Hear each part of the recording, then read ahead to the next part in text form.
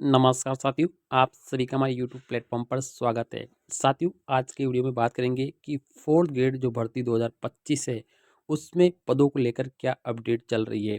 साथियों, राजस्थान की अब तक की सबसे बड़ी वैकेंसी फोर्थ ग्रेड वैकेंसी, यानी काफ़ी लंबे अंतराल के बाद में इस भर्ती को निकाला गया है।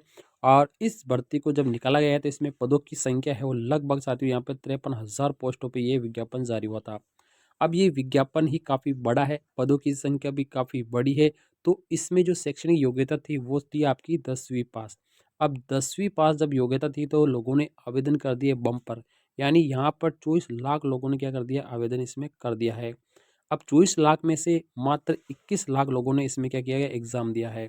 और ये एग्ज़ाम है टोटल 6 पारियों के अंदर आयोजित किया गया था।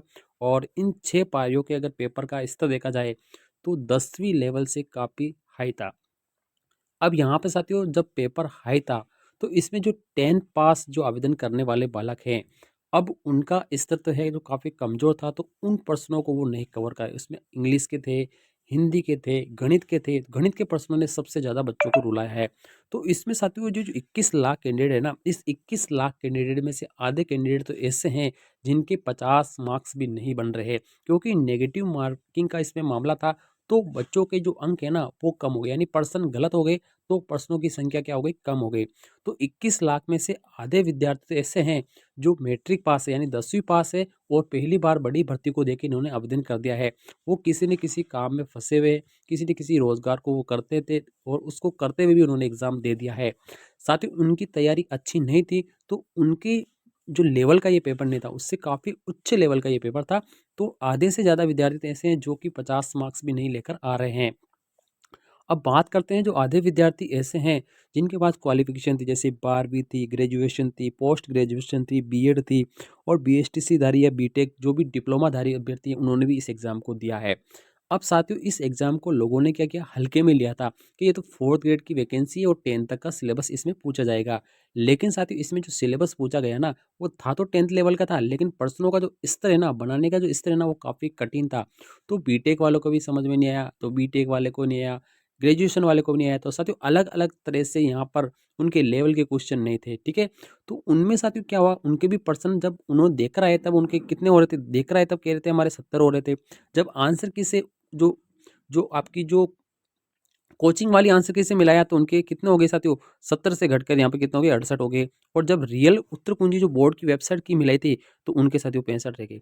तो इस प्रकार से कई सारे विद्यार्थी ऐसे जिनके मार्क्स है वो कम आ रहे हैं, यानी नंबर ऑफ क्वेश्चन है ना वो कम होते जा रहे हैं। तो अब साथियों यहाँ पर पहले 53,000 सीट है, अब 53,000 सीटों में यहाँ पे बच्चे ये बोल रहे हैं कि इसमें 20,000 पद को बढ़ा दिया जाए, यानी 20,000 पद अगर बढ़ जाते हैं तो साथियों क्या होता है, पदों की संख्या 63,000 होती है, और 63,000 में ये जो 21 लाख कैंडिडेट है ना, ये आराम से सिलेक्ट होंगे, ठीक है। अब मैंने बता दिया कि आधे से ज़्यादा कैंडिडेट तो क्या है कि जो 50 मार्क्स भी नहीं लेकर आ रहे हैं। और ज़्यादातर जो कैंडिडेट हमें बता रहे हैं, हमने कितने ही लोगों के कमेंट्स देखे, कितने वीडियो यूट्यूब पे पढ़े हैं, उसके मैंने कमेंट देखे, तो जितने भी है, जनरल का हो, एससी का हो, एसटी का हो, ओबीसी का हो, एमबीसी का या ईडब्ल्यूएस का हो, वो सभी साथियों ना वो 60 से लेकर 80 के बीच में ज़्यादातर लोग ये बता रहे हैं कि हमारे क्वेश्चन राइट हो रहे हैं। यानी 60 से लेकर 80 वाले जो कैंडिडेट है ना, वो सबसे ज़्यादा है साथियों, ठीक है। अब ये 60 से 80 वाले जो कैंडिडेट है ना, अब कितने इक्वल नंबर आ रहे हैं, किसके ज़्यादा आ रहे हैं, तो 60 से 80 वाले कैंडिडेट सबसे ज़्यादा है। तो साथियों यहाँ पर अगर 10,000 सीट बढ़ जाती है ना, तो साथियों यहाँ पर 60 से 80 वालों का भी यहाँ पे सिलेक्शन होने के चांसेस जो वो सबसे ज़्यादा बढ़ जाते हैं। अगर हम देखते हैं कि 80 प्लस वाले कितने कैंडिडेट होते हैं, तो 80 प्लस वाले ज़्यादा कैंडिडेट नहीं है। 80 प्लस वाले हम मान सकते हैं साथियों कि अधिकतम 10,000 कैंडिडेट हो सकते हैं। 80 से लेकर यहाँ पर 120 तक नंबर जो क्वेश्चन राइट करने वाले हैं ना, वो साथियों 10,000 कैंडिडेट मान सकते हैं। फिर भी साथियों अगर मैं 63,000 सीट में से 10,000 सीट हम निकाल देते हैं 80 प्लस वालों की, फिर भी हमारे 53,000 सीट है ना, वो 60 से लेकर 80 वालों को ही रहती है। अब 60 से 80 में कौन-सी कट ऑफ रहेगी, मैं आपको बताऊँगा। अगर साथियों हमारी 10,000 सीट बढ़ जाती है, तो यहाँ पर बढ़ाए जाएँगे या नहीं जाएँगे? तो इसका तो लेटर जारी हो चुका है, विभाग को भेजा जा चुका है और अखबार में भी आ चुका है साथियों कि 10,000 सीट तो बढ़ाई जाएगी। तो यहाँ पे हम इसको क्लियर कर देते हैं कि 10,000 सीट तो आपकी बढ़ेगी। कट ऑफ क्या रहेगी? अगर 1.5 गुना रिजल्ट आता है तो आपकी कट ऑफ क्या रहेगी? इसको हम यहाँ पर एनालिसिस करते हैं। साथियों, ठीक है। हम रियल तो नहीं बता पाएंगे लेकिन आपको अनुमानित जरूर बता देंगे कि इसके आसपास आपकी कट ऑफ रहने के चांस रहेंगे। यहाँ पर अगर 10,000 सीट अगर फोर्थ ग्रेड में बढ़ जाती है, यानी 10,000 सीटों को यहाँ पे बढ़ा दिया जाता है, तो उसके बाद में पर्सन पर आधारित हमारी कट ऑफ क्या रहने वाली है।